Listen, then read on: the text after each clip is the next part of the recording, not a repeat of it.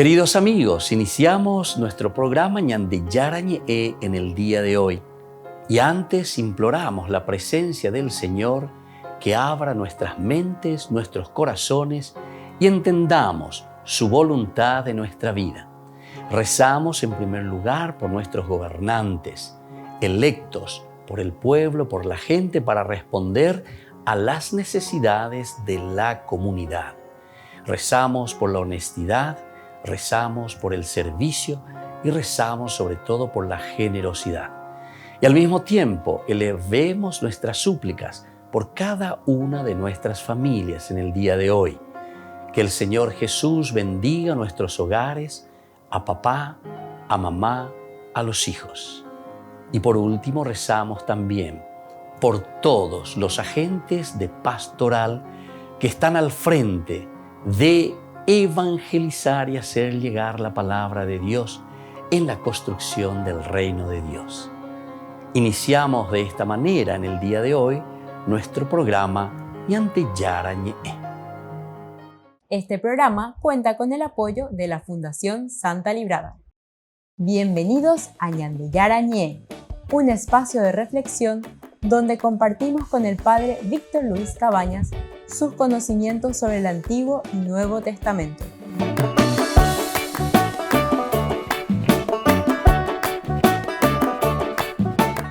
Comercial San Cayetano patrocina este espacio de evangelización.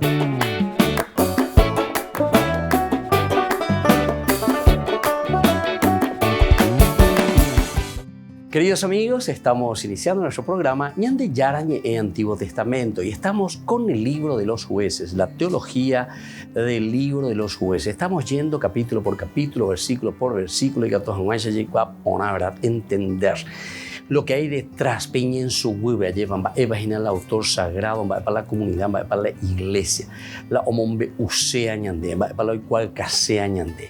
Peatiguazúa lleva y ya te upepe oñe puru oñamindu umewe gatuja omengepe iñacame haupea lo igual cañande piña pitu uyome iñande peala se pombo ese ajina peala pepe yapona peya pisa capona que hape cuapona aquí.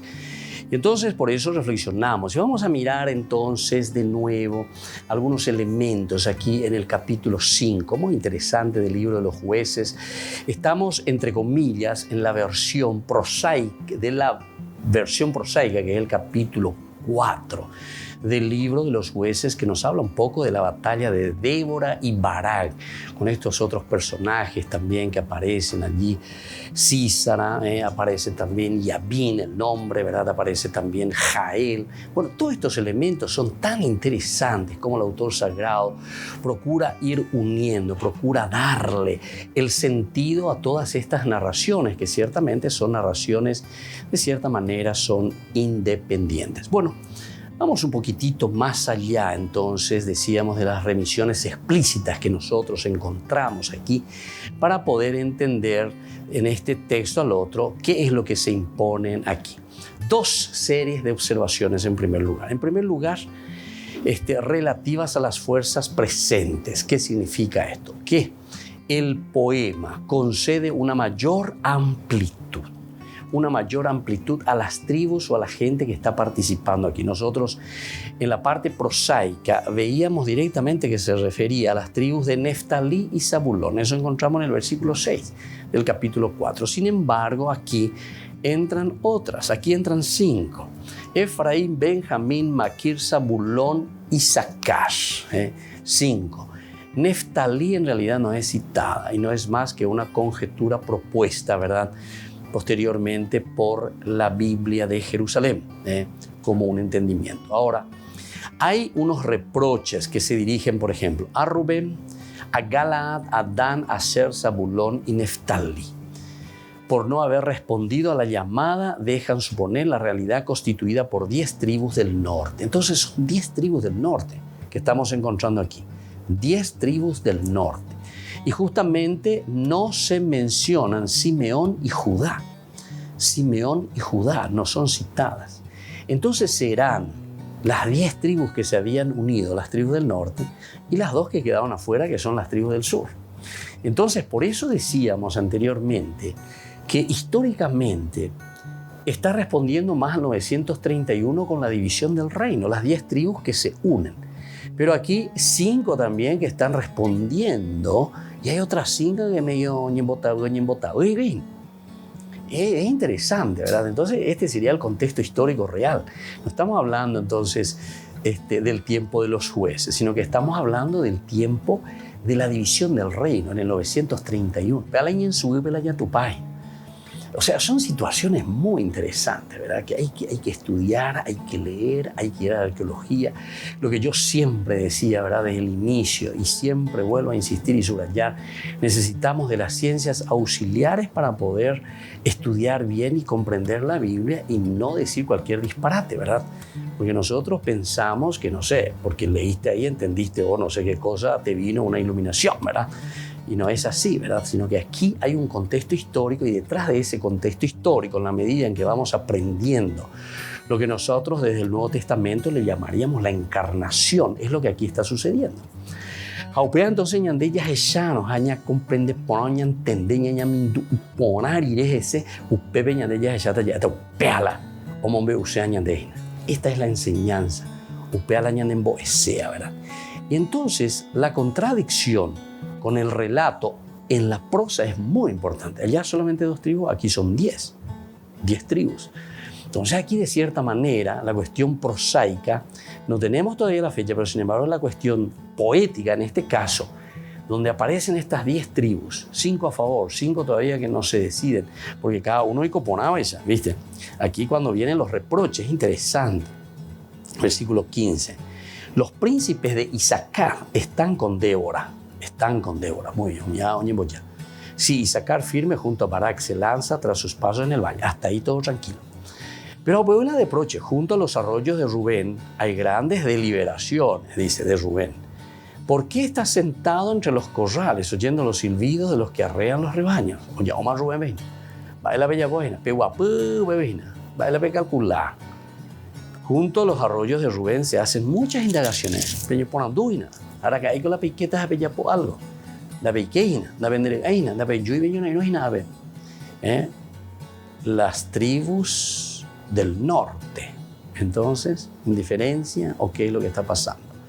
Galaad es otro, entonces vive tranquilo al otro lado del Jordán. Pena pena guasuilo y core. Ni na pentendese ni na pella poseima de venda vemos güey venir ¿verdad? Por el reino del norte, en este caso imposible, reproches. Dan, otro que está allá en el norte. ¿Por qué se queda en las naves? ¿Se acuerdan? No pena guasuye. Asher, otro, habita a la orilla del mar, tranquilo ahí, y vive tranquilo en sus embarcaderos. Saulón, voy contra Saulón, es un pueblo que desafía la muerte igual que Neftalí sobre las alturas del campo. Volvemos enseguida con más de Yarañe en Antiguo Testamento.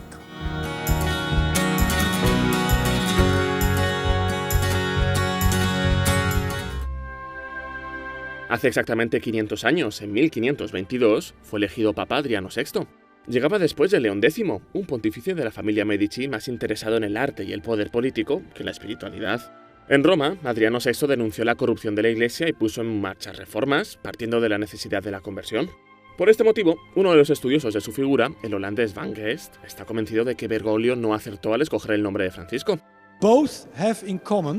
Ambos compartían la preocupación por los pobres. Por este motivo yo creo que si el Papa Francisco hubiera conocido que el Papa Adriano tenía la misma preocupación por los pobres que él, probablemente habría elegido llamarse Adriano.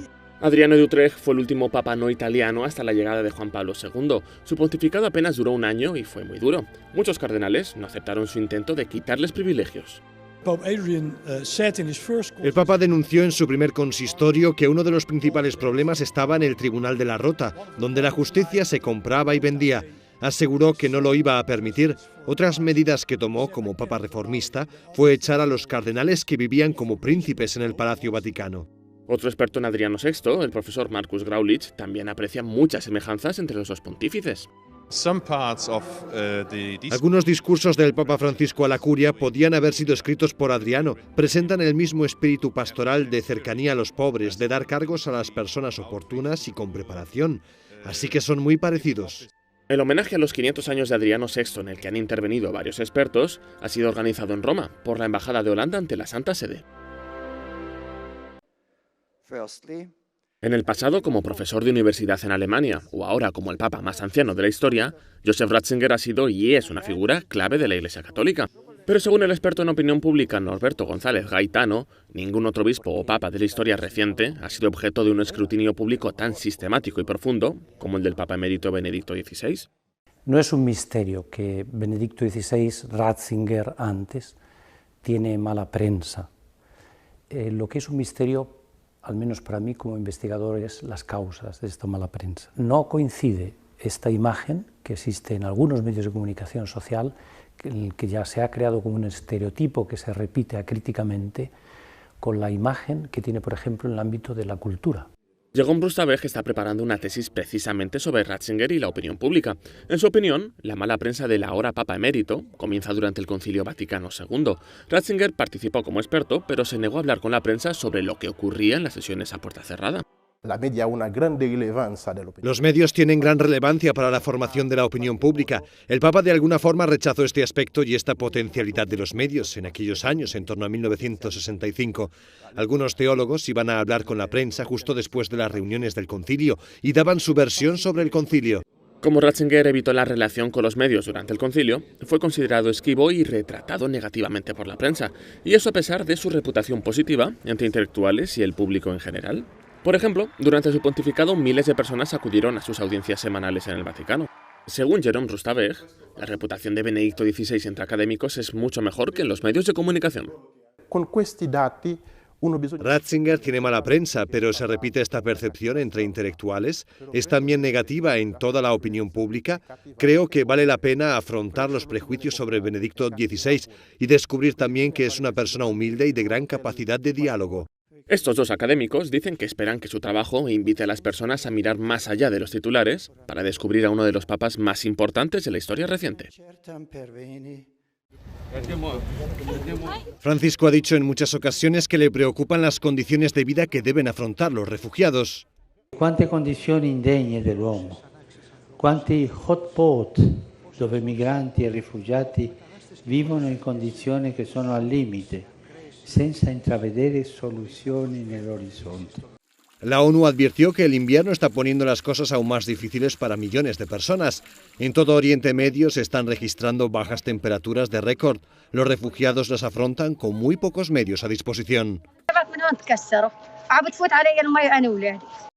ACNUR, la agencia de la ONU para los refugiados, calcula que hay más de 10 millones de desplazados internos en Siria, Irak, Líbano, Egipto y en campamentos como este en Jordania. Más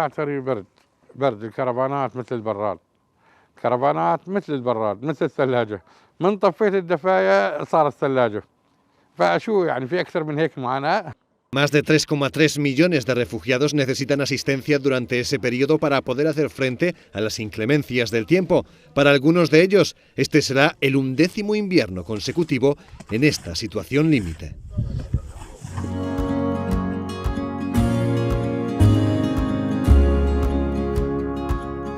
Niños, les invito a participar de nuestra catequesis de todos los días, Aprendiendo con Jesús. Desde las 18 horas nos encontramos por YouTube. No se olviden, queridos niños, que Jesús a través de su palabra nos enseña tantas cosas lindas. Y ustedes no se olviden de suscribirse y de activar la campanita. Nos vemos allí, queridos niños, aprendiendo con Jesús.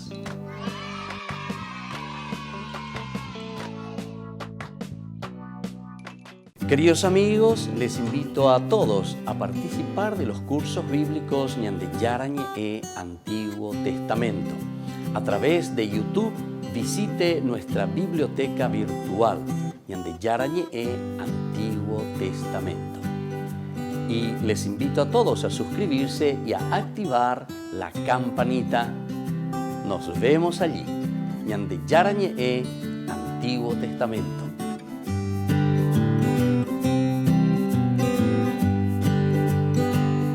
Queridos amigos de Ñande Yarañe, les informamos que la misa diaria cambia a las 6 de la mañana. Todos están invitados a participar a través de los medios de comunicación. Les invito a participar de nuestro programa Jóvenes para los Jóvenes en Familia. Nos encontramos todos los domingos a las 15 horas por YouTube. Allí participamos y encontramos a jóvenes venidos de distintas latitudes de nuestro país con sus ideales, con sus proyectos, con sus actividades, con sus esperanzas y principalmente con sus testimonios de vida.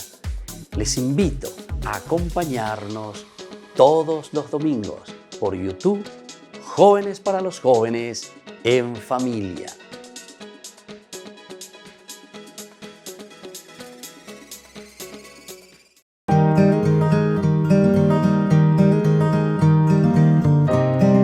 El segundo pecado capital es la avaricia. Y la avaricia es la inclinación o deseo desordenado de placeres o de poseer las cosas. Es uno de los pecados capitales, es decir, que está al frente de todo y que luego va generando otros pecados. Está prohibido por el 9º y 10º mandamiento, como nosotros sabemos. El que es avaro, el que cuida solamente para sí mismo, poseer las cosas para sí mismo. Ahora, ¿cuál es la virtud para poder vencer a la avaricia? Y lo contrario a esto es la generosidad. Dar con gusto de lo propio a los pobres, a los que necesitan, pero que no se refiere simplemente a un bien material, porque algunas veces pensamos enseguida en la cuestión económica, en la cuestión del dinero. Somos también muy avaros con el amor, somos muy avaros con el tiempo dedicado a los demás. Somos muy avaros con todo aquello que significa desprendimiento de nosotros mismos. La virtud, por lo tanto, de la generosidad nos invita a cada uno de nosotros a darnos, a ofrecernos, para que los otros también tengan ese tiempo y esa alegría de poder compartir esas cualidades y riquezas que solamente nosotros hemos recibido de Dios. Soy el Padre Víctor Luis Cabañas. Nos vemos en Facebook, Instagram y YouTube. Nos vemos allí.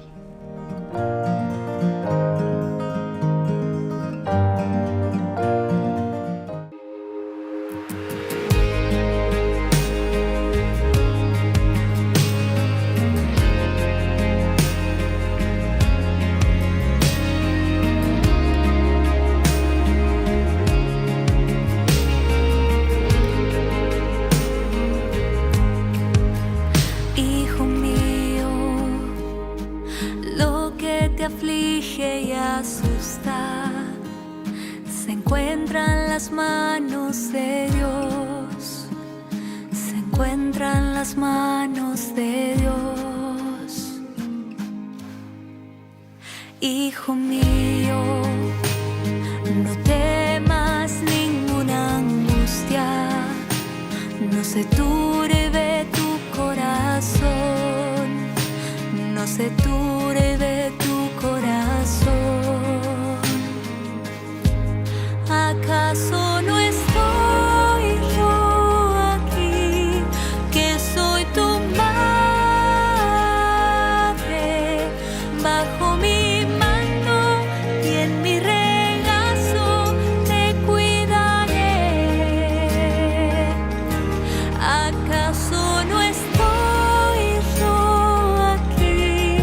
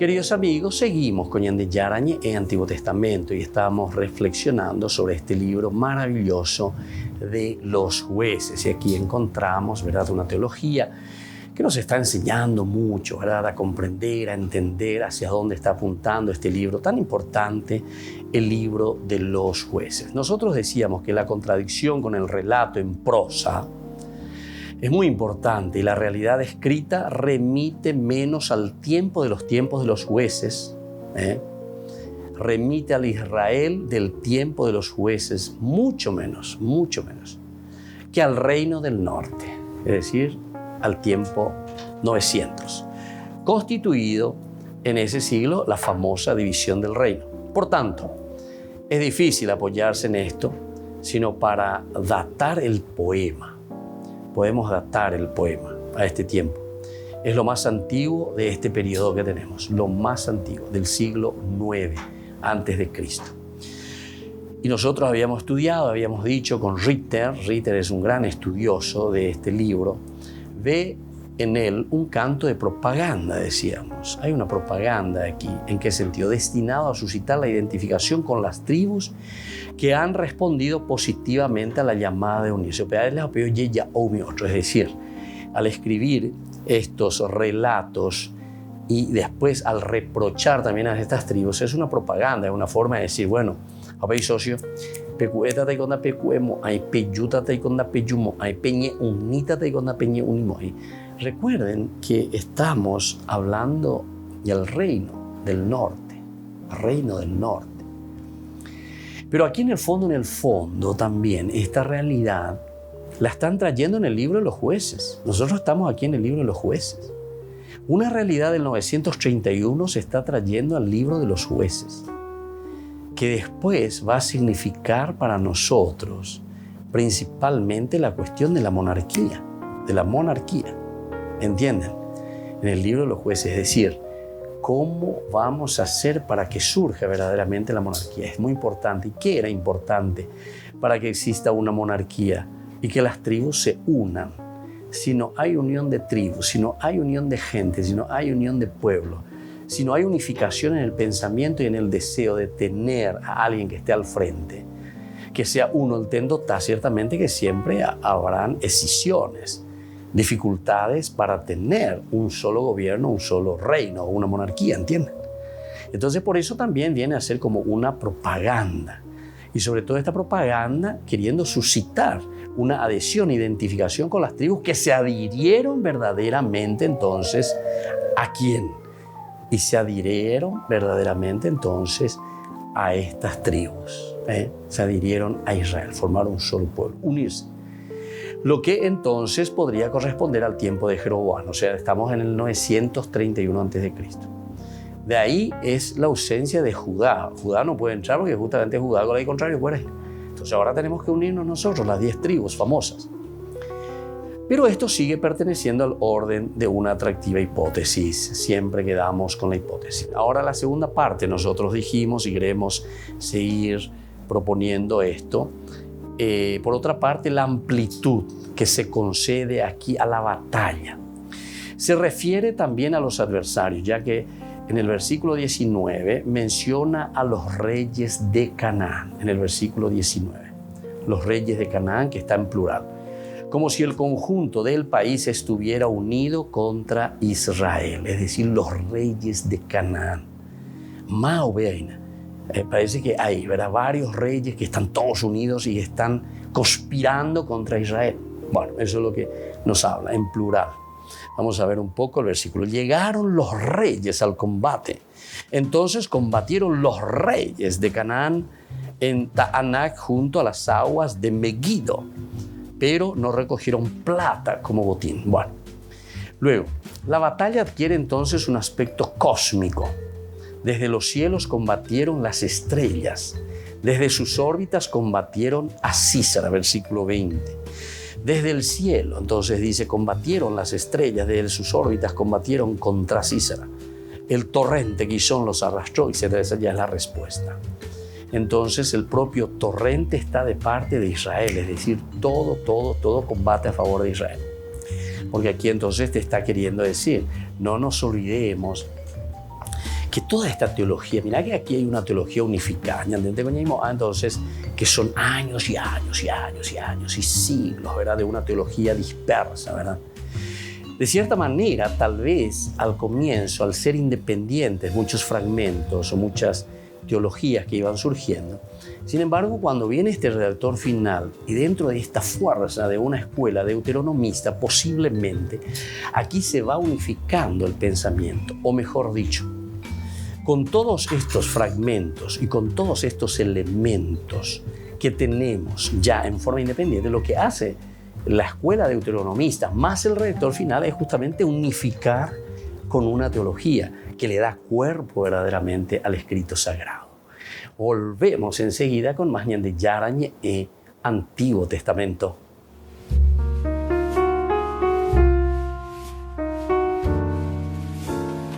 Amigos de Ñande Yarañe, les invito a participar todos los días de la Santa Eucaristía a las 6 de la mañana por nuestra plataforma YouTube Ñande Yarañe. Vamos a escuchar la palabra de Dios y fortalecernos con el mensaje de amor del Señor. Vamos a renovar nuestra vida y sobre todo vamos a caminar con el cuerpo y la sangre de Jesús que nos alimenta. Les invito a suscribirse y a activar la campanita. Ñande Yarañe e YouTube.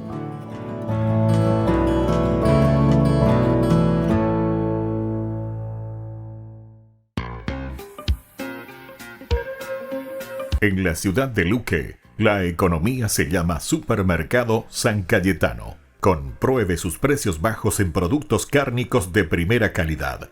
Panificados, verduras, vegetales, frutas, artículos de bazar, ferretería, ropería. Supermercado San Cayetano, Humaitá 168, Casi Capitán Vado, ciudad de Luque.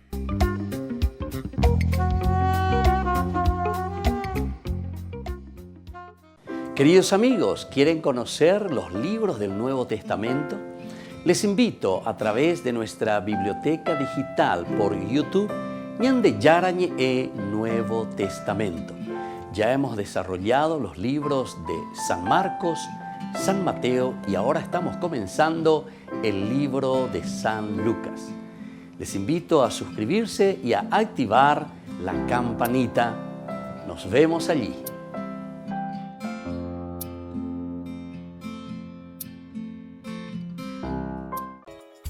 Ayúdanos a sostener este espacio de evangelización. Depende de vos que esta evangelización siga a través de los medios de comunicación. Mensualmente podés abonar a esta cuenta bancaria y también a los giros Tigo. Recordá, este espacio es para vos. Muchas gracias por tu aporte.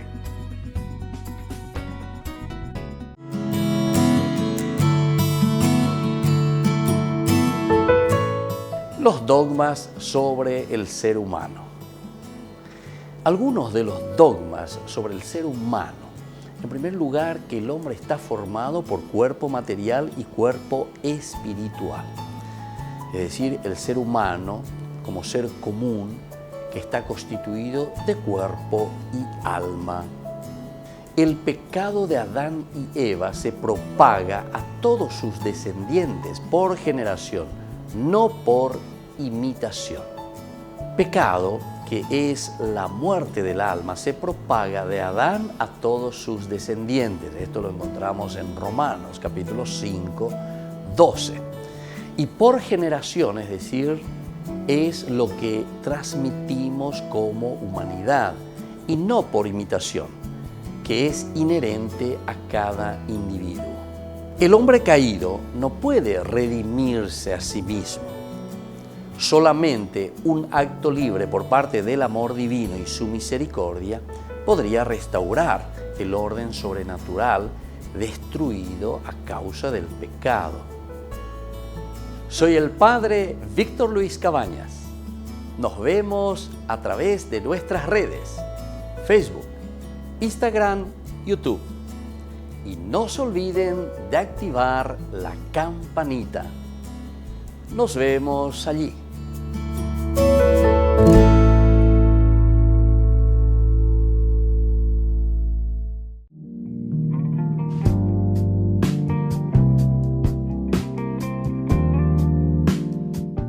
¿Por qué yo no siento el llamado al servicio? Tal vez este es el momento, sin embargo, de abrir tu corazón, de escuchar lo que Dios realmente te está pidiendo, de sentir lo que el Señor te está diciendo en lo más profundo de tu vida, para ponerte, para presentarte ante Jesús y decir: Señor, ¿qué quieres de mí? ¿Cómo puedo servir a mis hermanos?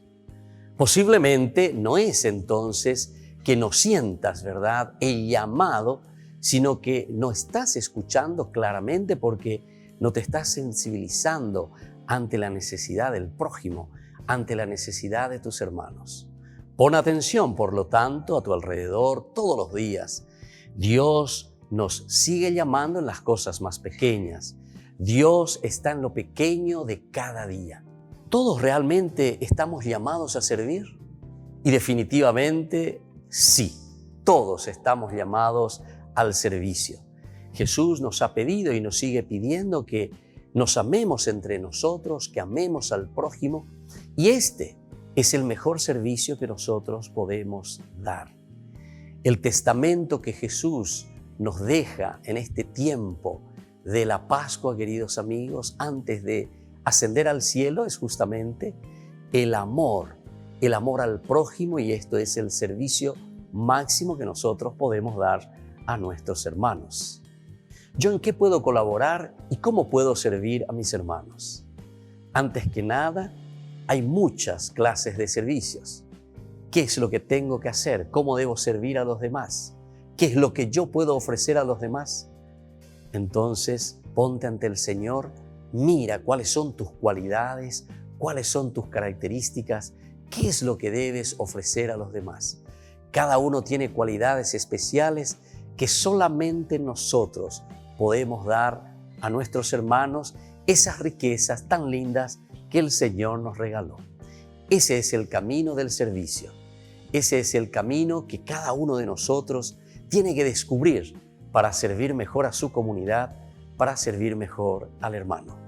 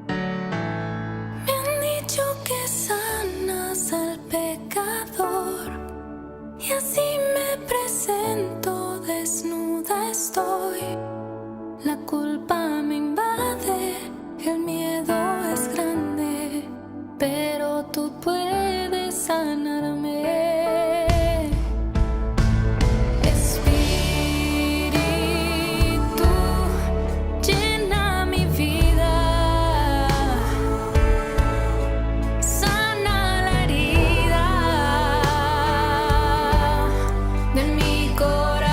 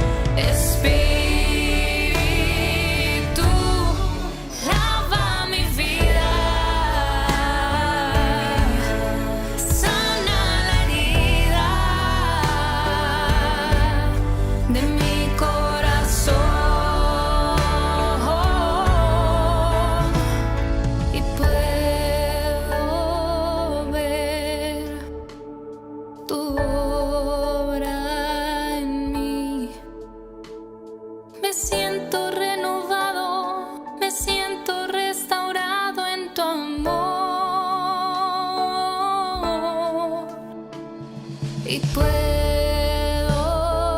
ver tu obra en mí.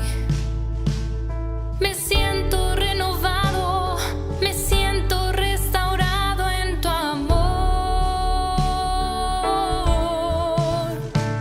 y puedo ver tu obra en mí. Me siento renovado, me siento restaurado en tu amor. Espíritu,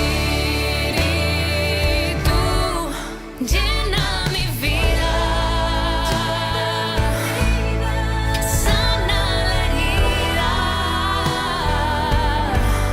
de mi corazón. Espíritu, lava mi vida, sana la herida de mi corazón, de mi corazón.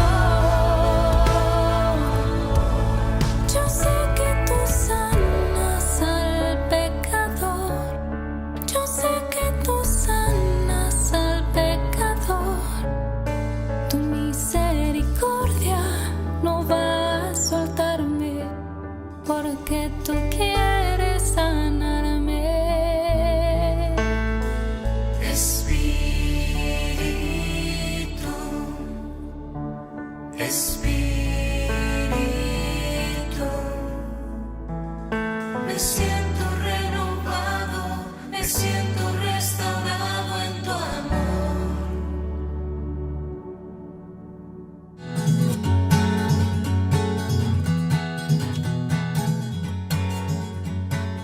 Queridos amigos, seguimos con Ñande Yarañe en Antiguo Testamento y estamos reflexionando este libro maravilloso de los jueces. Capítulo 5, la parte poética, lo que repite de cierta manera, pero también con elementos muy interesantes del aspecto poético, siempre esta teología que se nos presenta del libro de los jueces.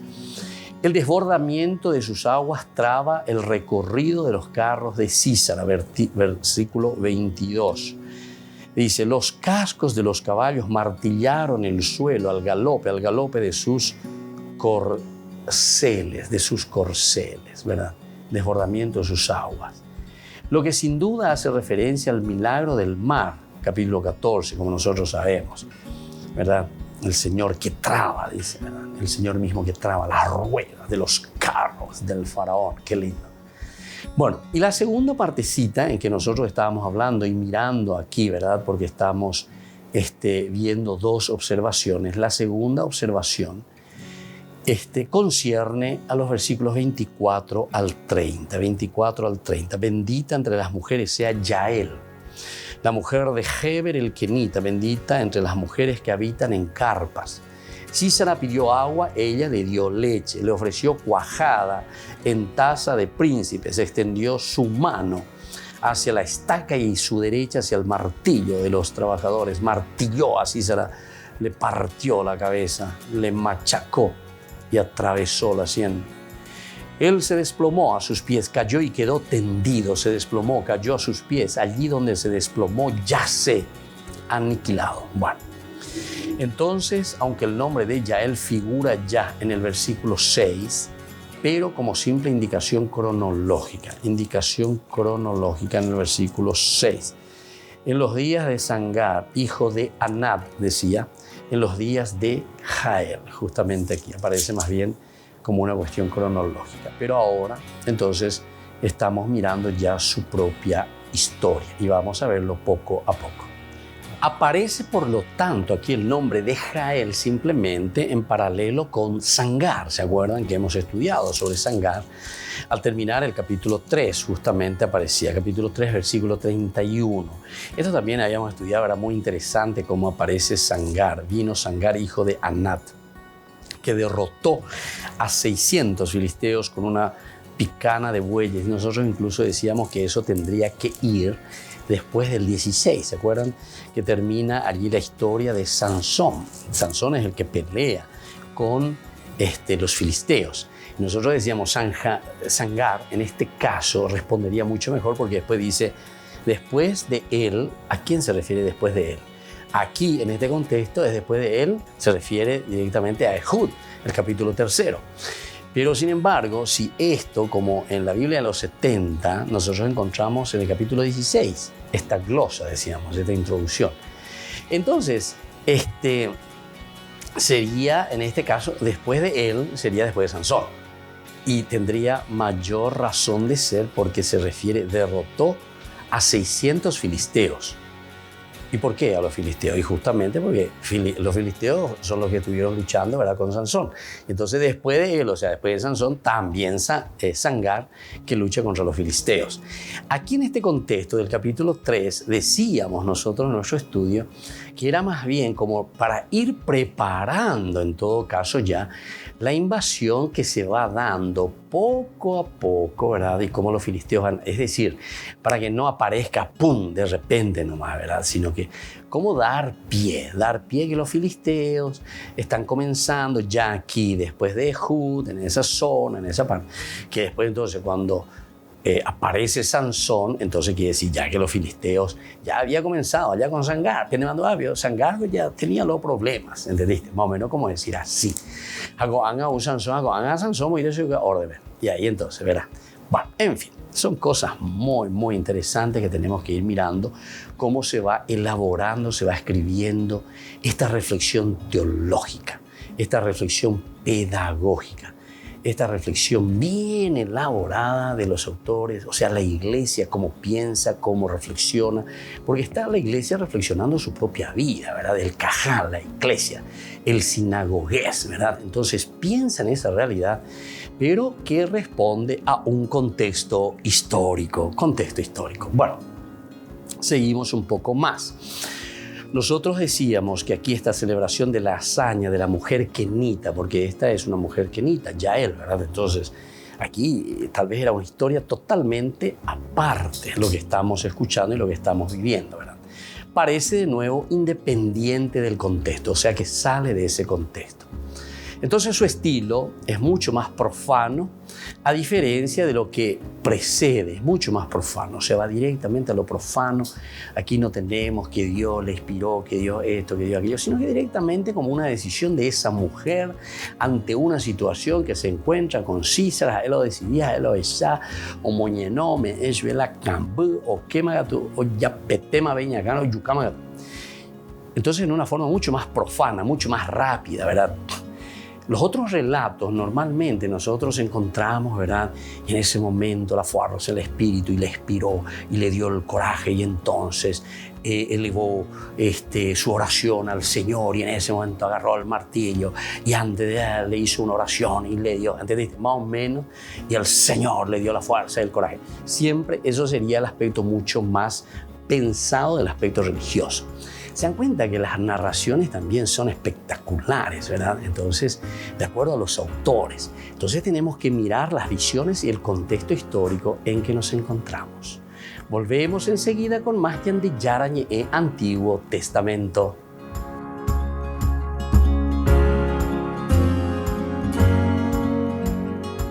Les invito a participar de nuestro programa Jóvenes para los Jóvenes en Familia. Nos encontramos todos los domingos a las 15 horas por YouTube. Allí participamos y encontramos a jóvenes venidos de distintas latitudes de nuestro país con sus ideales, con sus proyectos, con sus actividades, con sus esperanzas y principalmente con sus testimonios de vida. Les invito a acompañarnos todos los domingos por YouTube, Jóvenes para los Jóvenes en Familia.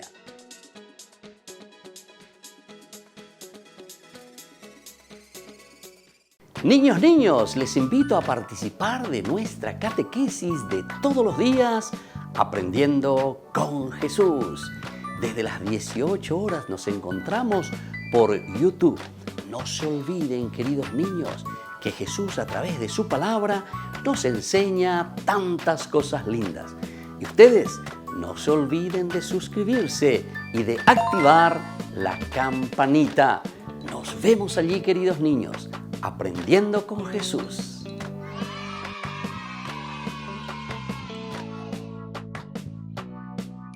Queridos amigos de Ñande Yarañe, les informamos que la misa diaria cambia a las 6 de la mañana. Todos están invitados a participar a través de los medios de comunicación. Queridos amigos, les invito a todos a participar de los cursos bíblicos Ñande Yarañe Antiguo Testamento. A través de YouTube, visite nuestra biblioteca virtual Ñande Yarañe Antiguo Testamento. Y les invito a todos a suscribirse y a activar la campanita. Nos vemos allí. Ñande Yarañe Antiguo Testamento.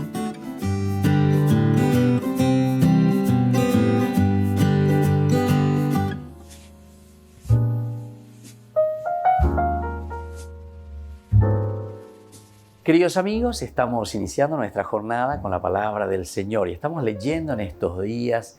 Estamos ya ahora en la tercera semana del tiempo ordinario del libro de Samuel, segundo libro de Samuel, capítulo 11, 1 al 4, luego 5 al 10 y luego del 13 al 17.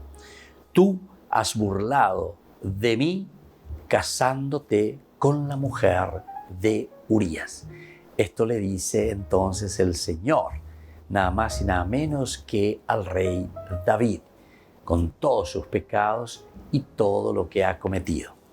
Al año siguiente, en la época en que los reyes van a la guerra, David envió a Joab con sus oficiales y todo Israel a devastar la región de los amonitas y sitiar a Rabá. David, mientras tanto, se quedó en Jerusalén y un día, eso del atardecer, se levantó de la cama y se puso a pasear por la azotea del palacio. Y desde la azotea vio a una mujer bañándose, una mujer muy bella.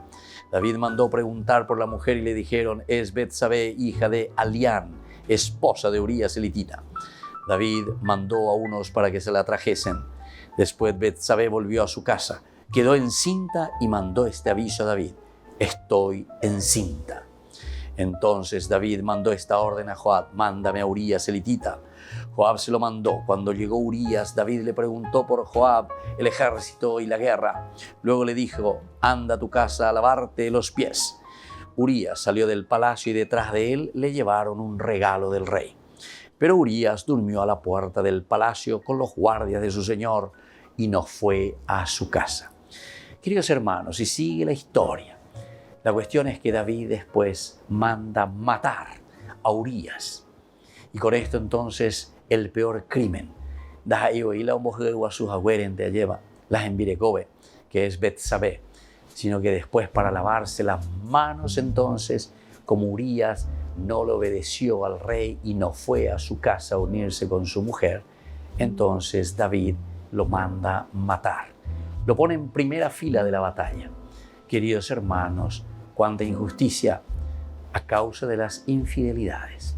Aupean de Gatuña del año calculante Jañañe lleva del rey David.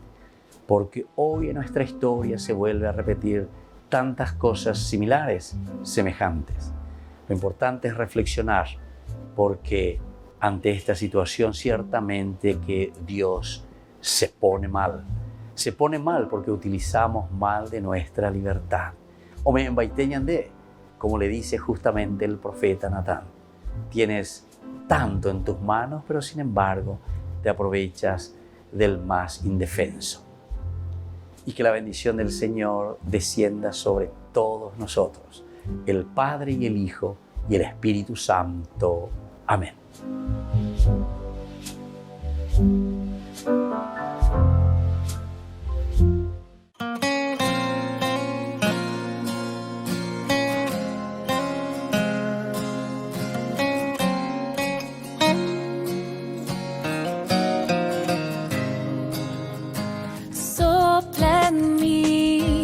Como suave brisa del atardecer, tuya soy. Tú eres la esperanza que me hace renacer. Oh, oh, oh.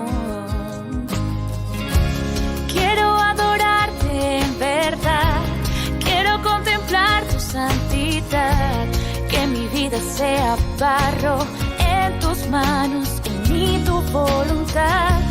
Y mi corazón es el lugar para que tú puedas habitar. Todo para ti, solo para ti, siempre para ti.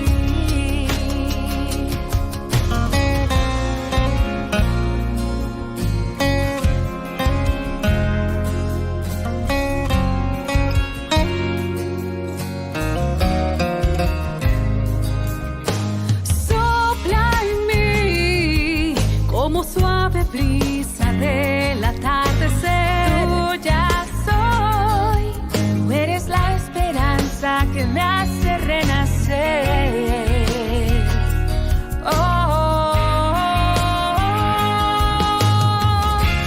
Quiero adorarte en verdad, quiero contemplar tu santidad, que mi vida sea barro en tus manos, en mí tu voluntad. Y mi corazón es el lugar para que tú puedas habitar. Todo para ti, solo para ti, y siempre para ti. Quiero más de ti. Quiero más de ti. Quiero más de ti. Mucho, mucho más. Quiero más de ti, quiero más de ti, quiero más de ti, mucho, mucho más.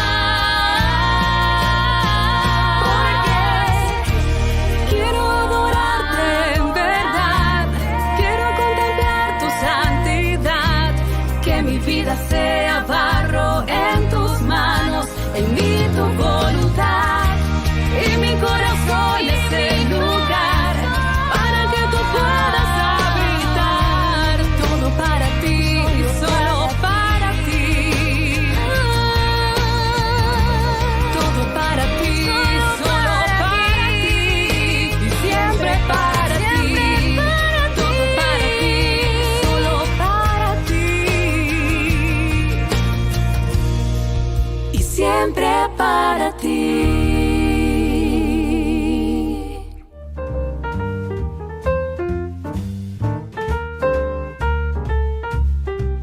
Queridos amigos, seguimos con Ñande Yarañe en Antiguo Testamento y estamos reflexionando sobre este libro maravilloso de los jueces. Y aquí entonces nos encontramos con esta realidad de Jael. El estilo entonces es mucho más profano, decíamos anteriormente, no entra mucho el aspecto religioso. Todo lo demás, lo que precede, era mucho más religioso, además de todos los fragmentos hímnicos, ¿verdad?, en que se iba presentando. Fijémonos nomás para que podamos entender lo que estamos diciendo en ese capítulo 4 mismo, ¿verdad? Por ejemplo, miren lo que dice. Entonces Barak bajó del monte Tabor al frente de los 10.000 hombres y el Señor hizo que Sísara, ¿viste? El Señor hizo que Sísara. Siempre aparece un poco la fuerza, la gracia de Dios. Upeala, umañaimia, yupea, y yapoquepea, yapoque amó, es el Señor, ¿verdad? Sísara se bajó, etcétera, etcétera. Bueno. Y después cuando viene aquí lo de Yael, nada, no aparece ninguna vez aquí la parte del Señor. Nada. Es una parte mucho más profana. Apenas terminó y en el versículo 23, sin embargo, se vuelve a retomar, como dijimos. Entonces en el 23 dice, y así humilló Dios, ¿viste? Así humilló Dios. Hoy que llega mañana ya ahora. Aquel día a Yabín, rey de Canaán, delante de los israelitas. Es una cosa maravillosa, ¿verdad? O sea, cómo uno puede ir pensando y cómo puede ir entendiendo. Y cómo este autor, del deuteronomista, le llamamos nosotros, de la escuela deuteronomista, de esta segunda ley, de este segundo repensamiento, de los elementos necesarios para seguir al Señor y para vivir de acuerdo a lo que el Señor está pidiendo, ¿verdad? Pero al final de cuentas, y después dice, la realidad social que se describe aquí es igualmente muy diferente. Ya no se trata de un mundo organizado, tribus, reyes, no es ya así, ¿verdad? Sino del mundo beduino nómada que vive bajo la tienda. Aquí entonces cambiamos totalmente el aspecto social, el aspecto de la vida. Aquí de repente nos encontramos bajo la tienda, nos encontramos en el desierto, el mundo beduino. Allá, sin embargo, era todo de ciudad, Hazor. Yo por eso les estaba diciendo, los que viajaron conmigo, como 6 veces, Orerojoma, Tierra Santa, ¿verdad? Con varios grupos, interesante. Y toditos visitamos Hazor. Aupebe, Roikebe, Hazor, hasta ahora, una hermosa parte de los israelitas, ¿verdad? Cómo cuidan ese aspecto. La arqueología es una cosa maravillosa. Da gusto visitar, ¿verdad? Da la pena, vale la pena. Bueno, y entonces ahí encontramos, ¿verdad? Estas cosas y ahí encontramos verdaderamente que era un mundo mucho más organizado, ¿verdad? O sea, son las ciudades, son las construcciones, los palacios, todo lo que vos quieras, ¿verdad? De los estudios arqueológicos, cómo nos van enseñando y nos van mostrando. Pero sin embargo, ahora esta narración aquí que encontramos de Jael, de repente nos trasladamos directamente al desierto, nos trasladamos directamente al mundo beduino. Y entonces aquí se vive bajo la tienda, teniendo la leche ahí en la carpa, la nata como alimento. Es todo lo opuesto al mundo civilizado de los palacios. En cuanto que allá eran los palacios, aquí entonces estamos entre los beduinos. Aquí entonces por la ventana, a través de la reja, todo eso aparecía anteriormente, incluso Ehud, ¿verdad? Como se nos narra. Esto entonces nos muestra un cierto arcaísmo, el mundo beduino.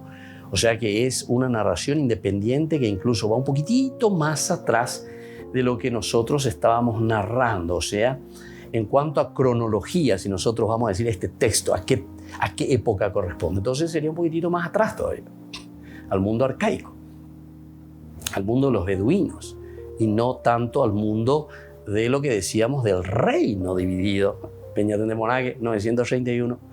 Entonces esto sería más arcaico, de lo beduino todavía. También puede tener un valor paradigmático. Paradigma quiere decir modelo, ¿verdad? O sea, mostrarnos un poco un modelo.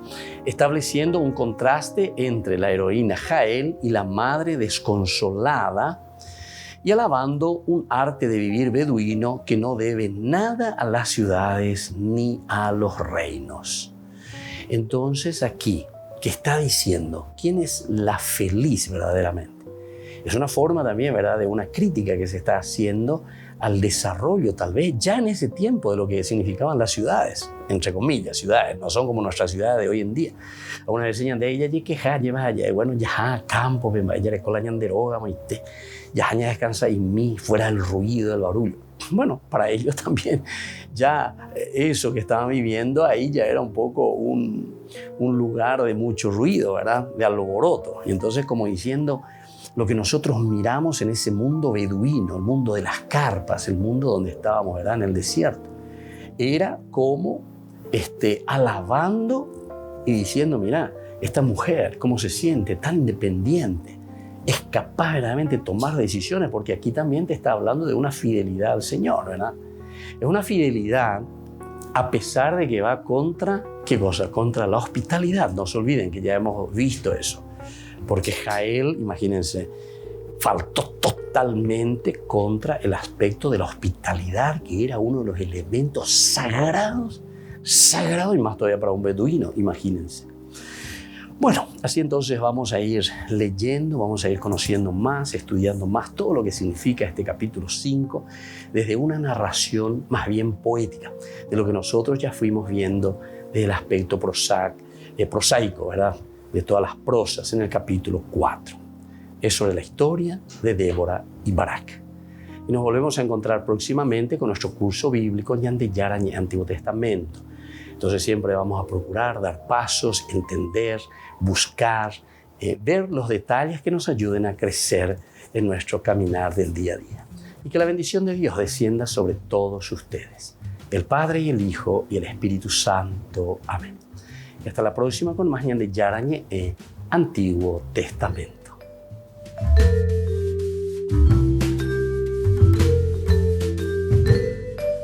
Este programa cuenta con el apoyo de la Fundación Santa Librada. Con esto concluimos nuestro programa Ñande Yarañe con el Padre Víctor Luis Cabañas. Les invitamos a todos a seguirnos todos los días por los medios de comunicación y también en nuestras redes sociales, Facebook, Instagram, YouTube. Que Dios los bendiga y proteja.